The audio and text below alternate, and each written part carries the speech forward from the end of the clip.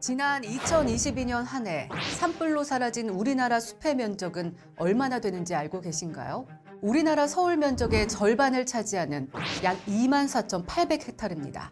더 충격적인 사실은 지난 한 해 산불로 사라진 면적이 과거 20년간 산불로 사라진 총 면적보다 더 많다는 겁니다.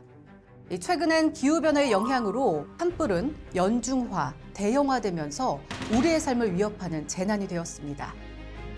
안타까운 건 이러한 산불이 낙뢰와 같은 자연현상이 원인인 경우는 거의 드물고 대부분이 사람의 부주의에 의해 발생하고 있다는 사실입니다.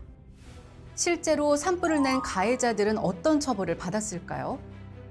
2022년 3월 5일 강릉 옥계와 동해 망상 일대에 발생한 대형 산불.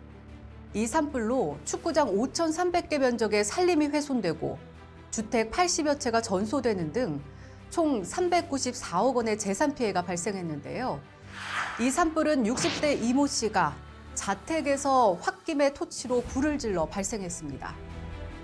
이로 인해 이모 씨는 징역 12년을 선고받았죠.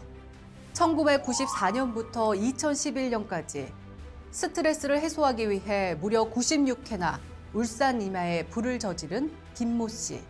징역 10년에 4억 2천만 원을 배상하라는 선고를 받았습니다. 이처럼 고의로 산불을 낸 사람에게는 산림보호법에 따라 최고 15년의 징역에 처할 수 있는데요. 그렇다면 실수로 불을 낸 사람은 처벌을 받지 않을까요? 아닙니다.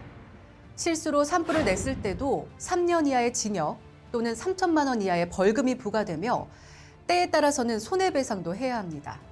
실제로 2016년 4월 충북 충주에서 쓰레기를 소각하다 산불을 낸 박모 씨는 징역 10개월에 8천만 원의 배상금을 선고받았고 2017년 3월 강릉 옥계에서 담배꽁초를 버려 산불을 냈던 약초 채취꾼 2명은 각각 징역 6개월과 징역 1년에 집행유예 2년을 선고받았습니다. 산에 오를 때에는 산림보호법에 따라 라이터와 같은 인화물질을 가지고만 있어도 과태료를 내게 됩니다. 그러나 미국과 일본이 산불 방화제에 대한 처벌로 최대 사형에 처하는 것에 비하면 여전히 우리나라는 산불 방화제에 대한 처벌이 낮아 벌칙과 과태료를 상향하는 법안이 추진되고 있습니다. 꼭 처벌이 두려워서만이 아니라 이렇게 불로 인해 산이 타버리면 조림 상태가 복구되는 데에만 최소 30년이 소요됩니다. 우리 모두를 위해 산행 시 더욱 주의를 기울이고 절대 불을 내서는 안 된다는 것을 기억하고 실천해 주세요.